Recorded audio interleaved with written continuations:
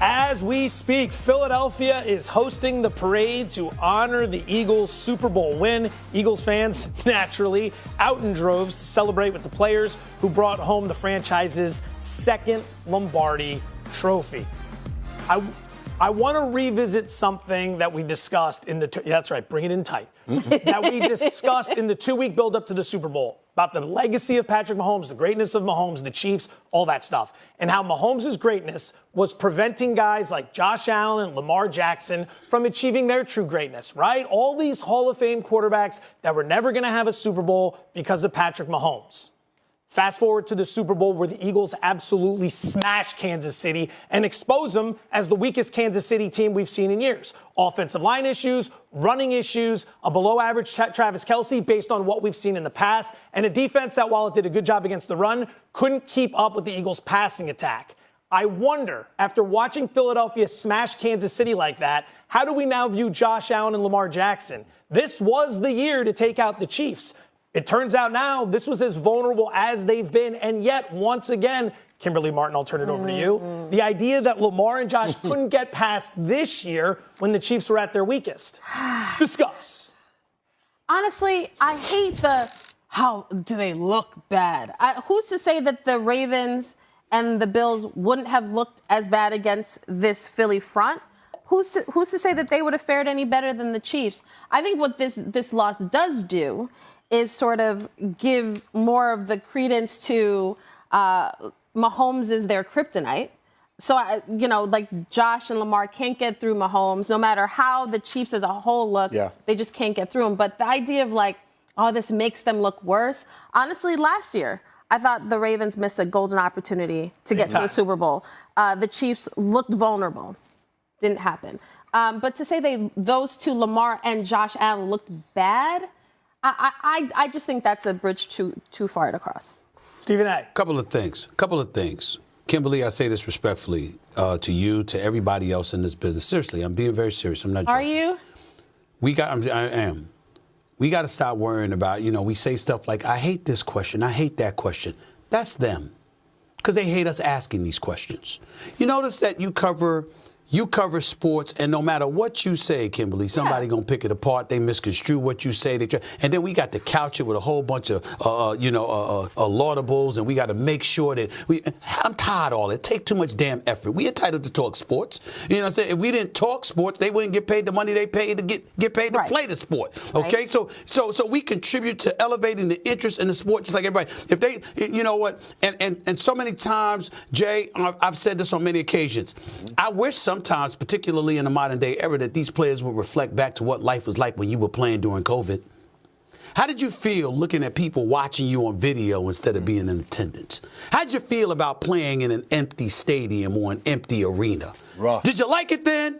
All of a sudden, what you took for granted, you all of a sudden realize, damn, the roar of that crowd, that rabid interest, it matters. Well, guess what? Shows like this and various other television shows at this network and beyond contribute to the elevation of the sport because we elevate its popularity, more money is generated, more revenue. As a result, they get some more money in their pocket. Everybody's happy. So let's I just want to say that, okay?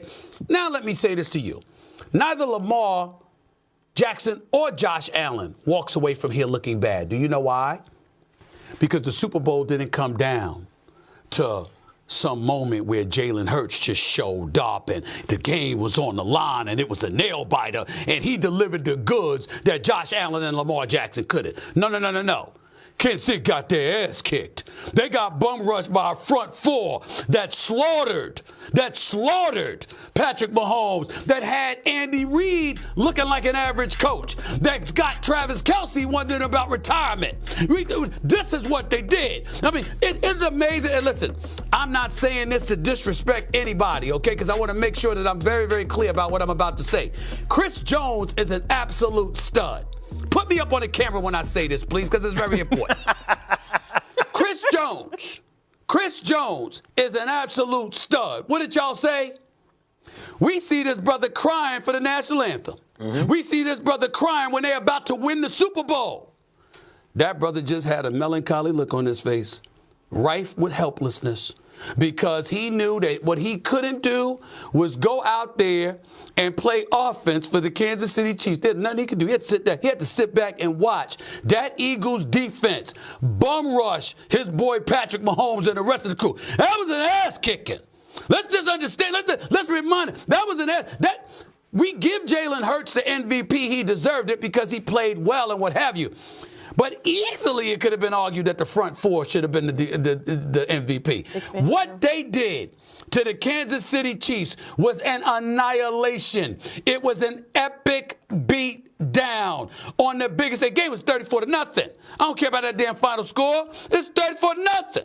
34-0 in the third quarter. It was a wrap, okay? So nothing came really down to it, and that's the difference. Had it came down to the wire and Jalen Hurts found a way to beat Kansas City in a thriller, then we'd be looking at something he did compared to Lamar Jackson and Josh Allen. But I got news for you.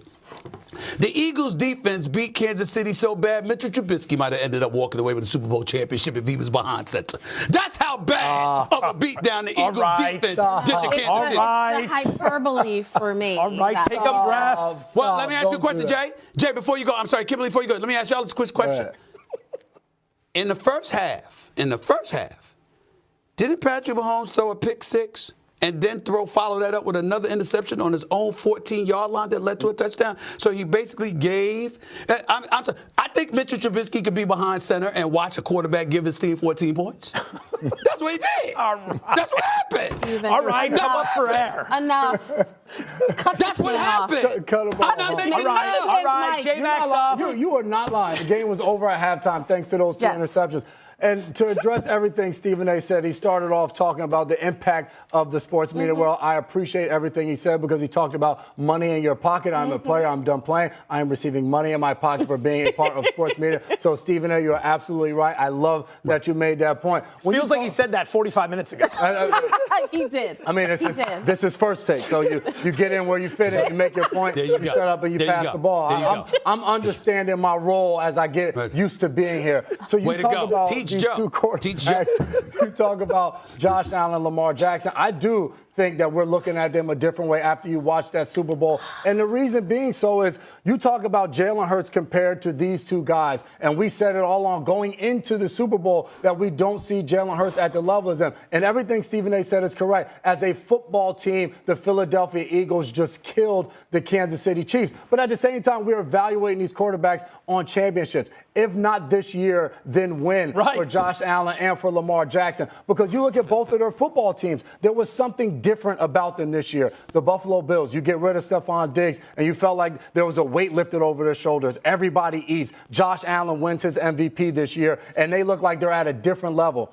The Baltimore Ravens, you go out and you sign Derrick Henry, 1,900 rushing yards. They look like a completely different team from the AFC Championship game a year ago. They're not going to forget to run the ball this time. This is what's going to get them over the hump. So they lose their games. They don't make it to the big game. So now they're sitting there. They're having a Super Bowl party. You got your family and friends over. You got your little drink. You're enjoying. You can't wait to see Kendrick Lamar at halftime. And then you're watching this game, and it's over. But so they got to be texting each other like, we lost to this team.